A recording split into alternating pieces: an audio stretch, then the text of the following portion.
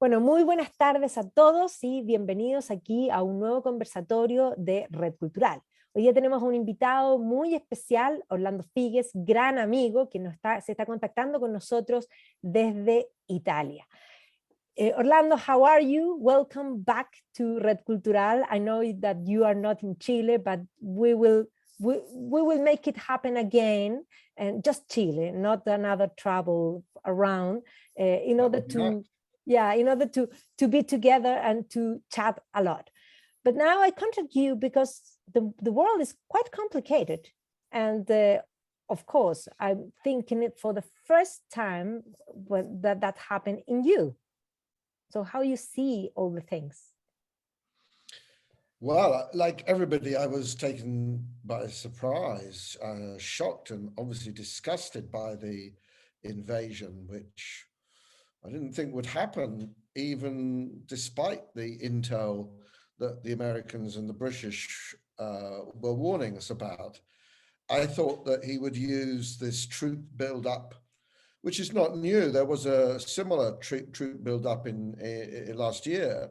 I thought he would use it just for diplomatic pressure, but clearly Lavrov, the foreign minister, doesn't seem to be as powerful as we had hoped. And there is a much smaller group of siloviki, what we call the people who are the sort of real power holders, heads of the KGB, Ministry of Defense, and so on, who are driving this war.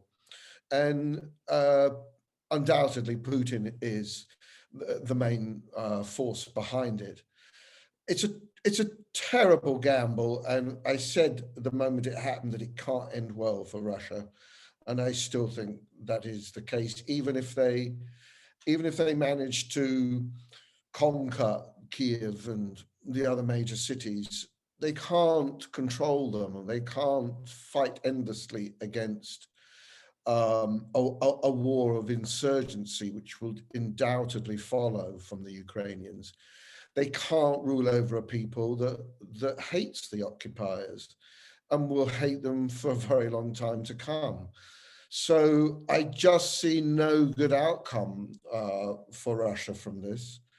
Obviously, unfortunately too, I can't see a good outcome for Ukraine, because ultimately, if they want to retain any of their sovereignty, they're going to have to come to a deal with Putin unless Putin falls, and I don't see that happening. And that deal is going to have to compromise some of their sovereignty, really, ultimately. Putin's price at the moment is probably very high, undoubtedly would include neutrality. So that would have to reverse the 2019 Ukrainian constitution, which commits Ukraine to apply for NATO membership. They would have to recognize Crimea fully as Russian territory.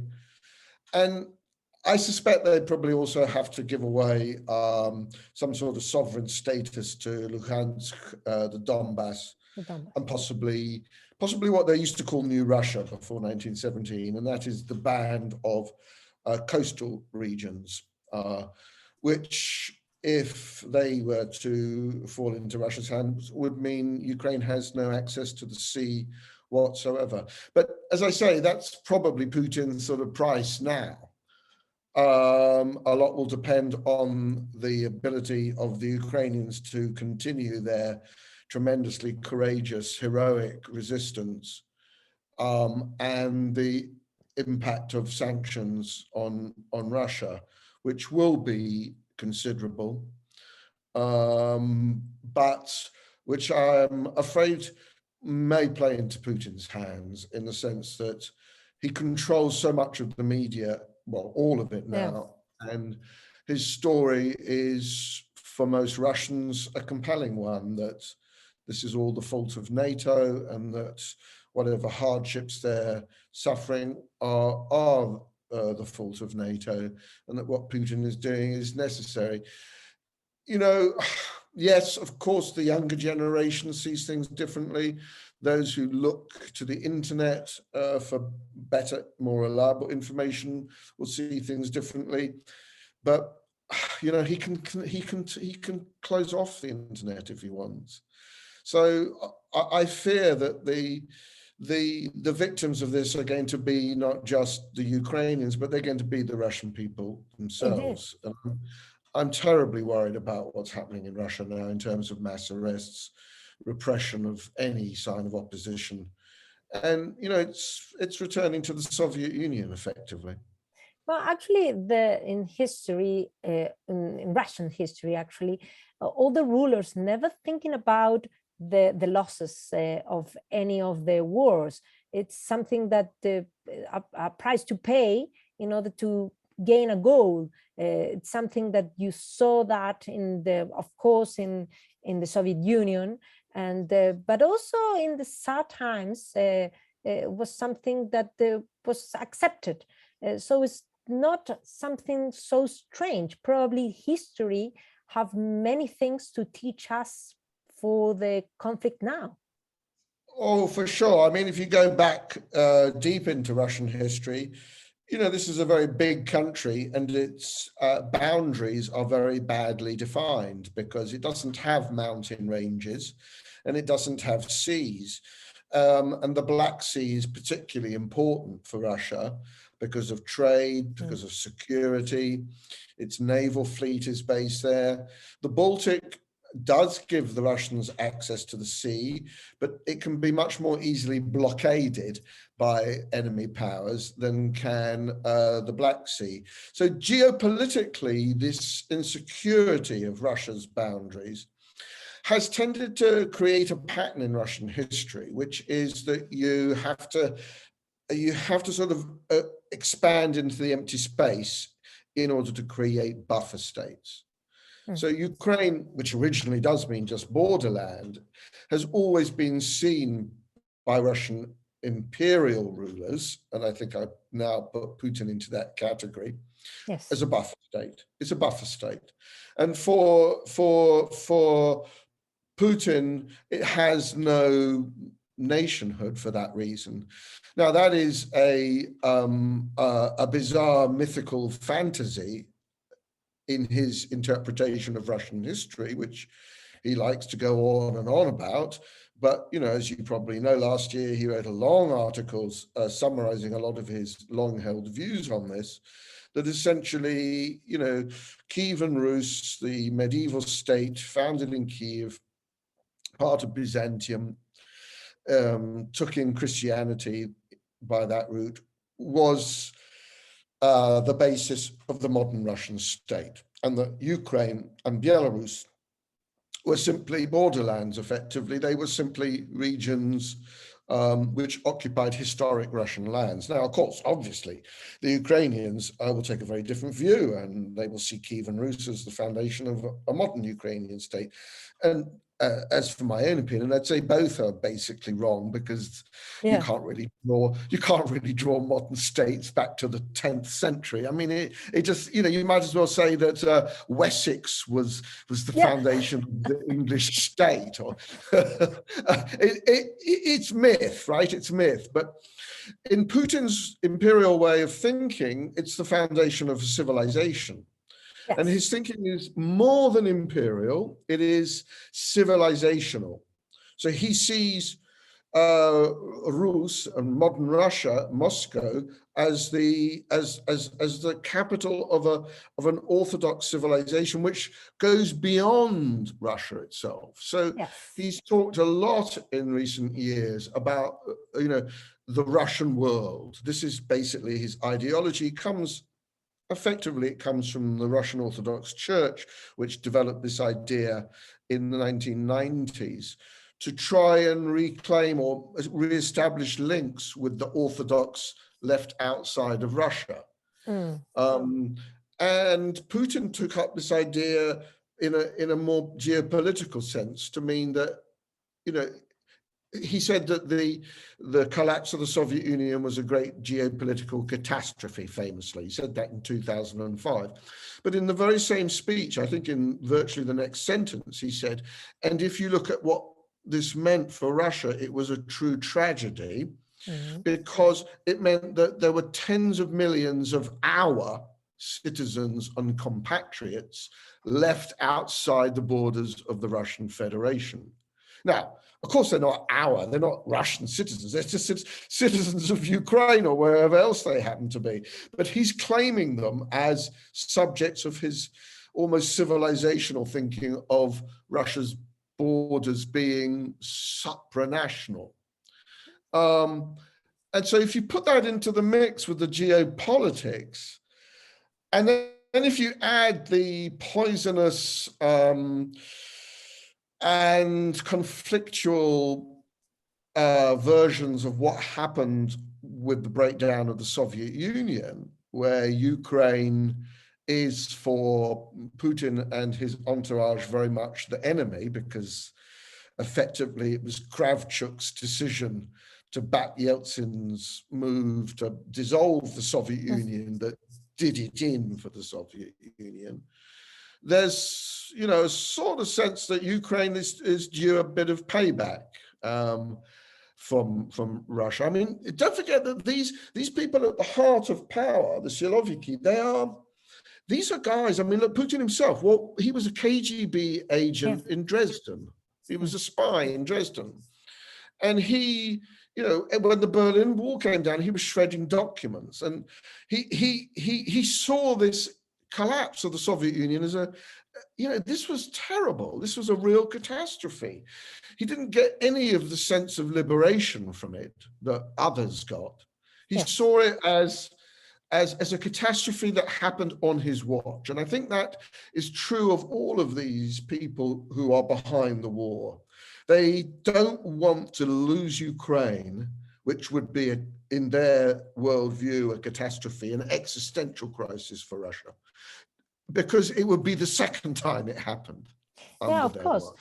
But also this speech of a sort of, he's the chosen one for reunite. It comes also from, if you're thinking about in the 19th century, author as Danielewski, who's write about Russia and the West and Europe. And he's the one that says Russia is not Europe, and Europe hate Russia. And so this idea of a mission to reunite and to create a sort of new world against this westernized, and Putin says a lot that Europe, it's they lose their all their values, and try to emphasize in that. And this is why he's always surrounded by popes and an Orthodox church, and speak about Europe as Europa. Yes, you're right. I'm sure that a lot of his ideas come from Eurasianist thinkers in his own entourage, like Dugin, but more broadly and historically, they do, as you say, go back to the Slavophiles, and particularly to the later Slavophiles of a more militant pan-Slav ideology, like Danielewski, who, in a book, Russia and Europe, written after the Crimean War, in which Russia had been humiliated after their defeat, as the Russians saw it, came out with this view that, we don't really need to measure ourselves anymore by European standards. Europe is no good for us. Europe looks down on us. Europe will never treat us with the respect we deserve. And we don't need to take their values, their universal, their values of freedom and democracy. We don't need to see those as universal values. And we have our own principles, which Putin is constantly going on about, and backed by the church, stressing elements of, orthodoxy and patriarchy and the sort of collectivism of the Russians. And as Putin made clear in one of his, I think his first publication as president, just before he became president, his so-called Millennial Manifesto, written in December 1999, in which he said, yes, we take the universal values of Europe, but they're not all we have. We also have our own traditional values. And he enumerated those, and one of them was, you know, the Russians like and want and need a strong state. They don't see a strong, by which he meant effectively dictatorship, they don't see a strong state as a problem, because they see it as protector, as agency of reform and change, and the main basis of their security. So, you know, these ideas have been around for a long time, but I'd say that they didn't have to turn this radical. I mean, in his early years, in you know, if you go back to 2002, which was perhaps, you know, 9/11 had just taken place. Russia was expressing its solidarity with America. It was helpful in dealing with the terror threat at that time. And it was at that moment that Putin actually said, well, why don't you let Russia join NATO? But no, the Americans would not have Russia in NATO. And then NATO's, you know, previous but also subsequent expansion just alienated the Russians in a way that, I mean, it doesn't explain the current Russian aggression. I'm not in the least trying to suggest that. I'm just saying that it didn't have to be that Putin would end up weaponizing this very anti-Western form of nationalism to the point where, you know, he's now pivoting Russia towards China, and it looks like Russia economically, diplomatically, geopolitically will now be part of a Eurasian axis with China. I can't see it coming back to the European fold for a very, very long time indeed. Yeah, and can you tell me about the history of Ukraine? Because now everybody is putting the eyes and wanted to know about Ukraine. Before they didn't see it, even though it's the largest country in Europe and the place where the grain produced. So it's the more it's a very important area in many things. But historically, it's quite interesting because, as you said, they didn't like Russian for a long time. So the history start together, but then they split and they develop another history. So can you tell me something about that? Sure. I mean, the histories are entwined and they share a lot of history. They share their origins in Kievan Rus, which lasted from the 8th century, essentially, right through to the Mongol invasion in the early 13th century. And then what happens is that the western part of Kievan Rus, in other words, west of the Dnipro River, so west of where Kiev is, fell under the protection, really, of the Polish and then Polish-Lithuanian Commonwealth, which kept access to Europe for Ukraine.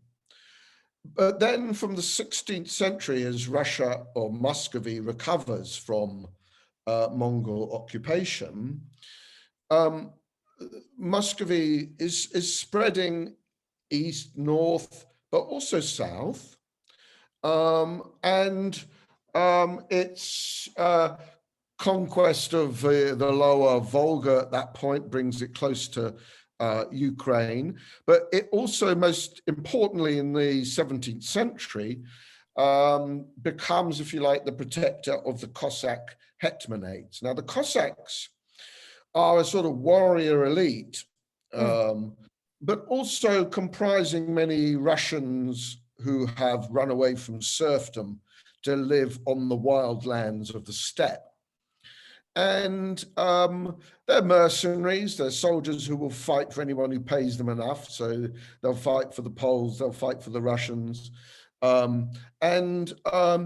They're very orthodox, so their main identity is that they're not, you know, they're there to defend Russia, or what they think of Rus against the Turks, essentially. or against the Catholic kings of the West. So they're in a war with the Polish king in the middle of the 17th century in a rebellion led by the Cossacks of Zaporizhia, and that's in southeast Ukraine now. And they bid for help from the Tsar of Moscow, and driven by Patriarch Nikon, who sees this as an opportunity to push back the influence of the Catholics, the Russians give them support, and out of that comes a Treaty of Union of 1654, which the Russians would see effectively as the beginning of Russia's hold over Ukraine in a union which becomes the empire.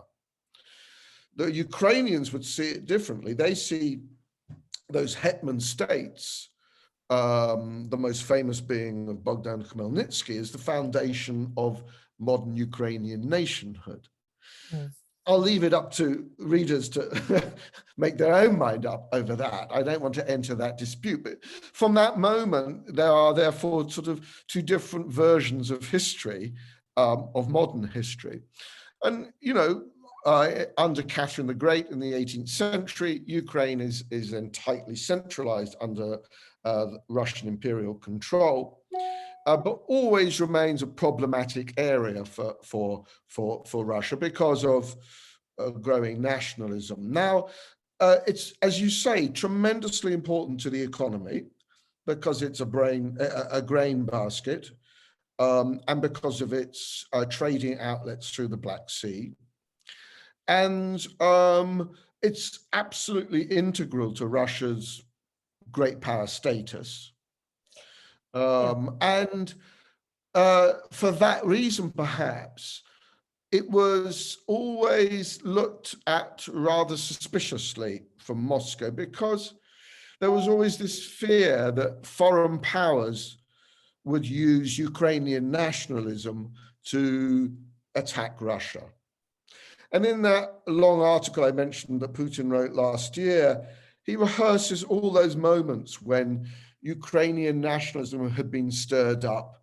He mentions the Austro-Hungarian Empire, which had control of the western half of Ukraine, today's Ukraine, in the 19th century, encouraging Ukrainian nationalism in Galicia, which was a crown territory of the Austro-Hungarian Empire, because as the Russians would see it, they wanted to encourage nationalism to spread into Tsarist Ukraine. Likewise, you know, he leveled that accusation against the German occupiers in 1918, the German occupiers in 1941, the Allied forces that occupied Ukraine and stirred Ukrainian nationalism in the Russian Civil War. And so for Putin, there's a long historical pattern of Western powers trying to undermine and indeed dismantle the Russian Empire by stoking up Ukrainian nationalism. And that is, you know, that's got some truth to it. But in this case, Putin is clearly using it to argue that this is what's happening with the West in Ukraine, that ever since the Maidan Revolution of 2014, arguably before, the EU, NATO have been encouraging the Ukrainians to become more Western in their orientation. They've been encouraging them to vote against pro-Russian parties. Obviously, in 2014, there was a revolution which the Western powers backed. And so Putin's fear is that if NATO is allowed to continue its buildup of the military infrastructure of Ukraine, which it has been doing since 2014, that it will turn Ukraine into a dangerous enemy of Russia, potentially with nuclear missiles. So you can see that there's a potent and poisonous mix here of myth, geopolitics, religion, history, and how one dispels this now is going to be very difficult. Yeah, it's difficult, but also it's an area of frontier of two cultures. So the West and Russia, which one Russia can take some elements of the West, but it's not the West, it's different. And because of that, as you explained, they have this history of influence, but also of punishment. If you're thinking about in the Soviet Union, Stalin was quite focused on Ukraine, and they do not forget that. The Holodomor was something really amazing. Yeah, I think about it. Yeah, well, I think the punishment concept is very important, actually, in the sense that Ukraine was not just a buffer for Russia; it was also a conduit for European ideas to come into Russia. Yes. And so that was a reason to fear this factor. Democracy. The Orange Revolution of 2004-5, when mass protests overturned a rigged election of Yanukovych, yes, the pro-Russian candidate, to make sure that a proper election took place, as a result of which Yushchenko, who was more Western in his outlook, came to power. And that example made Moscow very jumpy, because they thought, well, if the people go onto the streets to enforce democratic principles, well, why won't that spread to Moscow? And of course, they had mass demonstrations in Bolotnaya Square in Moscow in 2011-12, which made them really quite scared of that possibility. So Ukraine is to be kept down, I think, and to that extent, punishment, I think, is the right word, and that's certainly how the Ukrainians feel it. I mean, if there's one consistent factor in Ukrainian rhetoric, is to tell the West, this isn't a war of Russia against Ukraine. This is a war of Russia against democracy, against freedom, and it will spread to your countries if you don't stop it in Ukraine. Now, I can understand why they say that. I'm not sure that's true, but I think that the basic point is true, that this is punishing Ukraine for wanting to be too Western, too democratic, to break away from Russia's control. And it's a little bit like a sort of post-imperial thing, isn't it? It's like Ukrainians could end up, I think the fear of, it's a more, I mean, it's not a great economy, but it has more potential perhaps than Russia, because it has better access to Europe. It has a more diverse economy. It has natural resources, good agricultural sector, and it has a dynamic, young, Western-looking population, which is patriotic. It wants to stay in Ukraine. Whereas in Russia, the young, techie types and creative types, they want to get out of Russia, and now many of them are. So there's a sort of envy, I think, Russian envy of the Ukrainians, that they must be punished for this, and that their freedom is not to be allowed. So this is why I think everyone is so angry and everyone is so upset by this, because it's the worst type of post-imperial behavior, really, isn't it? It is, but also I think there is another factor that they even impressed to the West, because I'm convinced that the West probably left behind the sense of heroic attitude. So suddenly it appears Zelensky like a Beowulf fighting the dragon, and all the West is surprised, because now nobody wants to fight of anything, even in little things. If you see something that is wrong, people prefer to not say anything in order that nobody will bother them or will make him bullying or whatever. So the West, they renounce to everything, to a sort of warm water. Yeah, I think that's right. I think that Zelensky is such an inspiring leader that he has sort of maybe changed that attitude. I don't know what it's like in Chile, but in the UK, there's a huge outpouring, not just of sympathy, but of people sending money through Airbnb to people in Ukraine. of offering homes, although they've got the problem of a government which doesn't particularly want to let in immigrants. So we haven't been very good on that score in Britain. Europe has been much better, but there's a huge sense of goodwill and activism about this. But you know, that also has its dangers, because you can't promise a lot of things without delivering. And I think the danger here are many. I mean, one is that the Ukrainians sort of become disillusioned with the West, because really what they need and what they're calling for is safety of the skies. But the West is not going to do that, because that would draw it into almost inevitable war with Russia. A nuclear power, which has made it clear that it's prepared to use nuclear weapons. So, you know, you don't promise too much to the Ukrainians, because it could backfire, in the sense that they may end up thinking, well, the devil we know is better than false promises. If it comes to the point where they're going to have to negotiate, you know, something, because in the end, as I say, you know, we can't be too idealistic about this. There is a reality here, which is that Ukraine is next door to Russia, and that can't be altered. And so Ukraine has to find a way of living with Russia.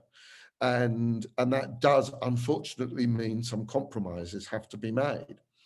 So this sort of inspirational moment of resistance, you know, it's great. It's great that people feel that way, but we also need cool heads and a realistic perspective to salvage out of this situation the best that can be salvaged for Ukrainians, for Ukraine, but also for Russians, because we need to reach some sort of end to the killing, but also an end to this cycle of violence, which is going to cost a lot of lives in Russia as well.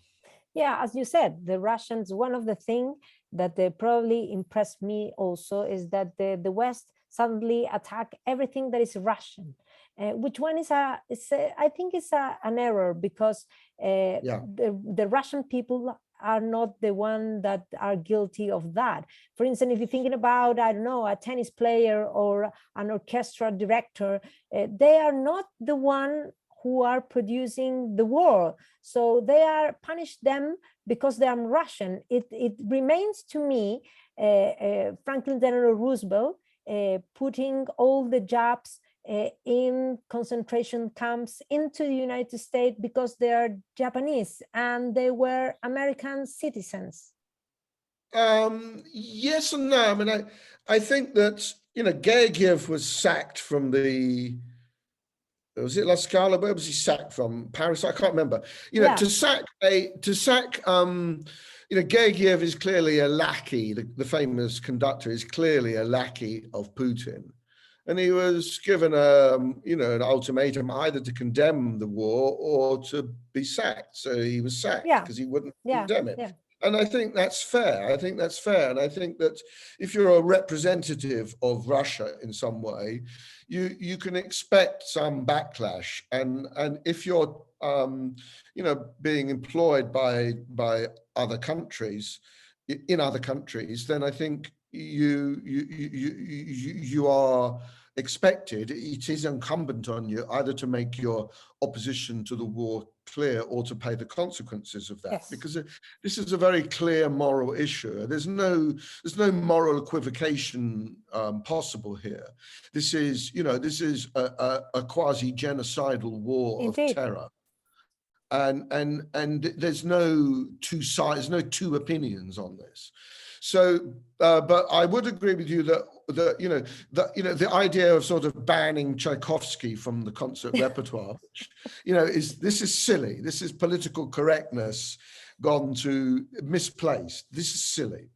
And it's also, you know, important to understand that you know, for Russians to protest, and it doesn't take much to protest, they face the potential of 15 years in a labor camp. 15 years. So it takes some courage to protest. Now, there's probably, well, certainly possibly, a large minority, possibly even a majority, which is silently opposed to the war. Yes. We don't know. It's very difficult to tell because no one's going to tell you. You can't do any polling for this. We can't tell. But I don't think you can sort of point the finger at those ordinary Russians and say, you are complicit if you don't resist. We can't say that to them. We can encourage them to resist. We can give them information, but we can't expect anything from them because we wouldn't do it. I don't think I would have the courage to go out onto Nevsky Prospect and get beaten up by a policeman and possibly end up spending my next 15 years in prison if I was opposed to the war. I mean, I don't think we can expect that of people.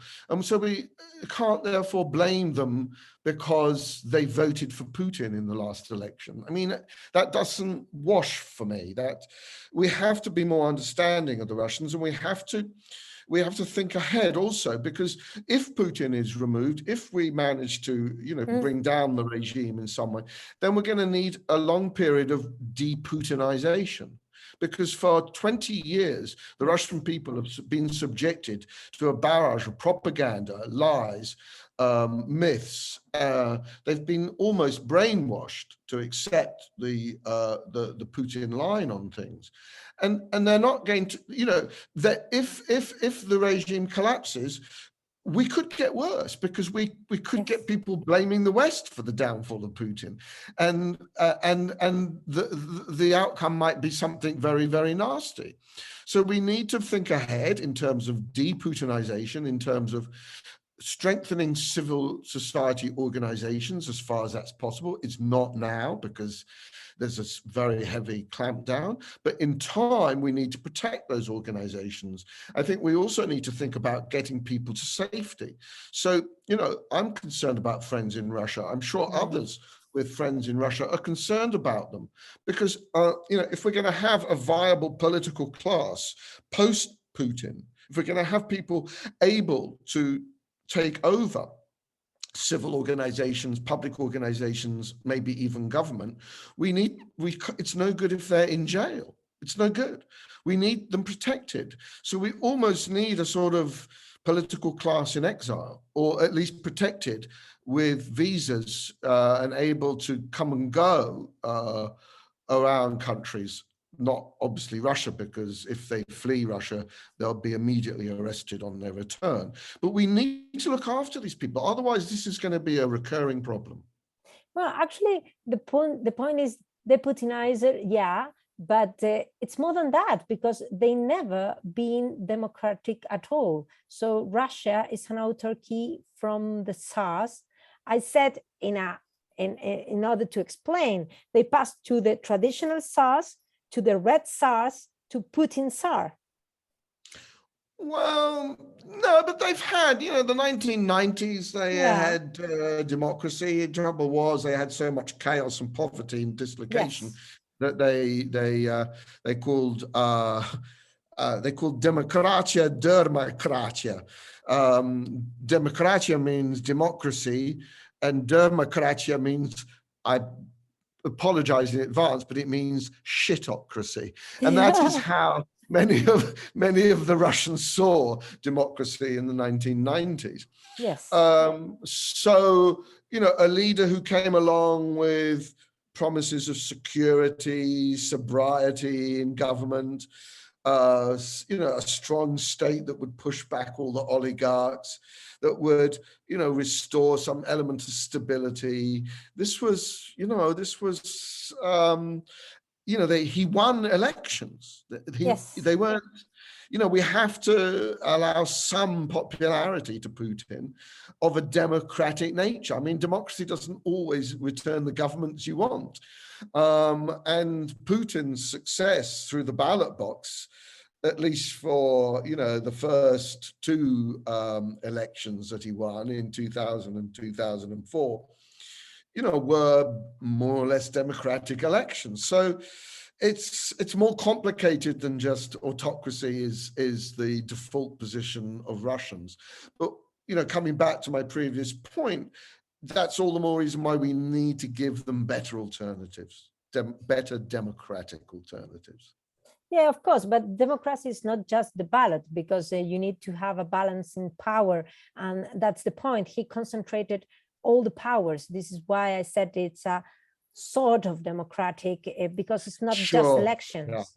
Yeah, they call it, Surkov, who was the sort of mastermind of the Putin ideology, called it sovereign democracy, which effectively meant, in his sort of Humpty Dumpty language from Lewis Carroll's Alice Through the Looking Glass, democracy means what I mean it to mean. And, you have no right to tell me what it should mean. So there was a sort of idea that Russia could call itself a democracy because Putin was elected.